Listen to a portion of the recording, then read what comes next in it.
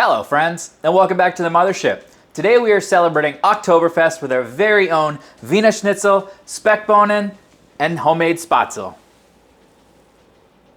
Let's get started. Now first things first, what is Wienerschnitzel?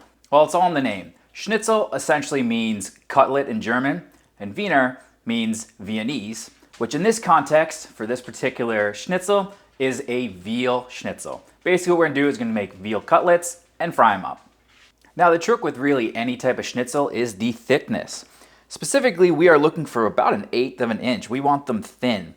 Now these veal cutlets came from my grocery store, actually pretty thin. That's about the thickness that I'm looking for. So some of these look good. This one looks good. This is a little thick for my liking.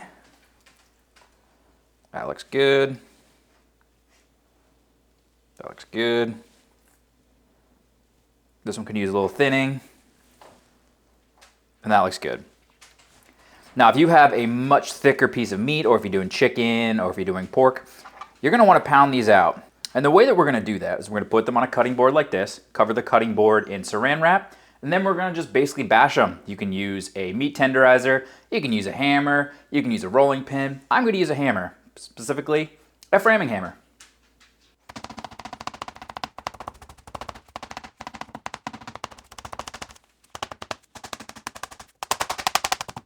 Perfect. With our schnitzel thinned, I'm going to give these a nice dry brine, which means I'm just going to coat them in salt. Usual ratio stands, going with a ½ teaspoon per pound. And since these are so thin, you don't really need to do both sides. You can just do one. I'm going to just coat them, put them into the fridge until we are ready to actually fry them up. I've let our veal sit in the fridge long enough for all the salt to be absorbed. What we're going to do now is give them their dredge. So what I'm going to do is first coat them in our flour. Give them a nice bath in the egg and milk. And then I'm going to put them into the breadcrumbs. Now when we're talking about breadcrumbs, the smaller the better, honestly. We don't want to use panko. We want to use the smallest, thinnest breadcrumbs we can find. It actually just allows it to puff up a little bit towards the end. We don't want to go overboard with the breading either. Something like that is probably about perfect. So we don't want to do a double dip here where we go through the process again. We just want to get a base one down, then move it over to our wire rack, and it's going to go back into the fridge for a little bit, maybe 15-20 minutes, just let everything cool off and kind of adhere a bit before we get it into the fryer. To start our Spaetzel, I'm going to take 2 cups of flour, teaspoon of salt, 4 eggs, then about a ½ cup of water. Now what you could do is mix this by hand, but what I am going to do is put it into my mixer on a very low setting, like 1 or 2, and just let it mix for 15, maybe 20 minutes. Really get it nice and mixed together. What we're looking for is kind of these giant bubbles to start appearing, and that should be an indication that we're ready to move on. We don't want it to be too thick. We want just enough viscosity to go through my cheese grater and allow it to create that texture we're looking for when it goes in and boils. Now for our vegetable, which is Speckbohnen. Speckbohnen is essentially just green beans, and we're going to steam up the green beans. And while we're steaming them up, we're going to saute a white onion, and then also add in some prosciutto or bacon. The traditional is speck, which is kind of close to prosciutto. Then we're going to saute that in with the onion, and then we're going to add the green beans in at the very end, mix it all together, and that's it. Very simple, but it's basically bacon and green beans, which is fantastic. So I have here some prosciutto.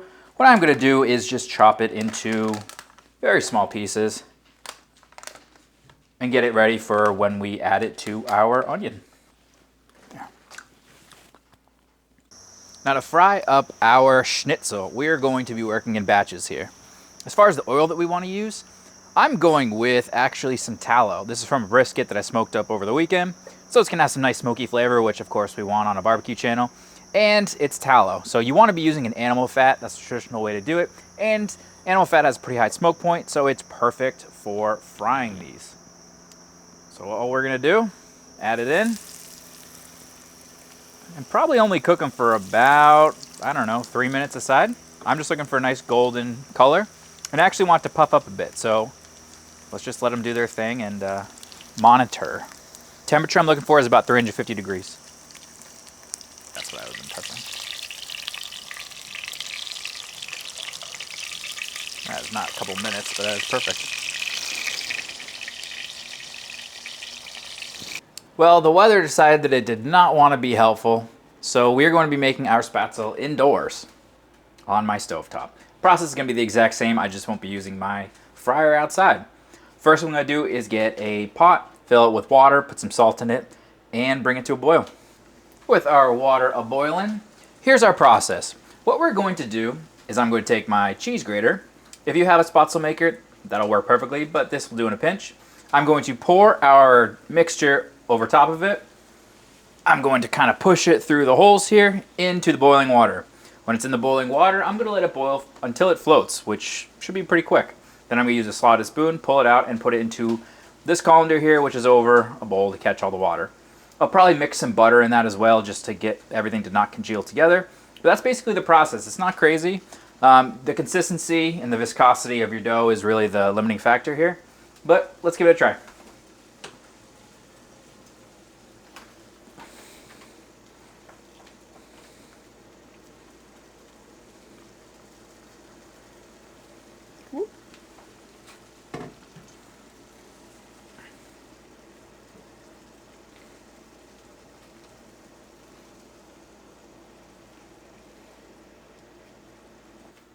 So basically what a Spaetzel maker does is essentially what I just did.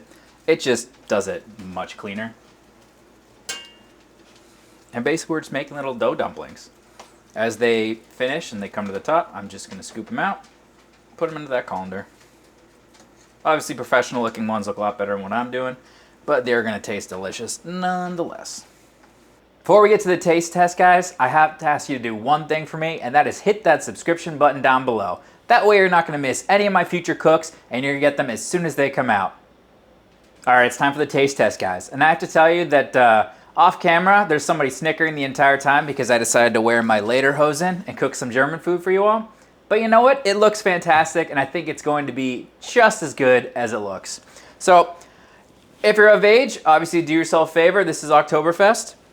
And then we are going to go in for our Wienerschnitzel, our Spaetzel, and have some of those yummy green beans. But first, let's go with the meat here. This is what we're working with.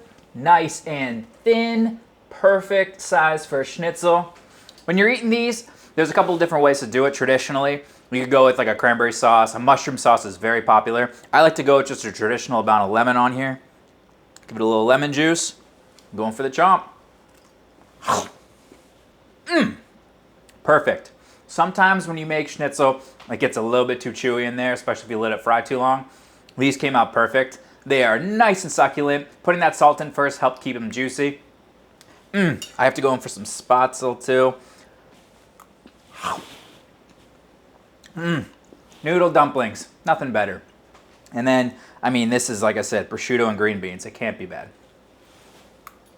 Guys, this is comfort food. This is the ultimate drinking food, which it's Oktoberfest. So I hope you guys give this a try between sometime in now, September, through the beginning of October. And as always, guys, cook something fantastic. Prost.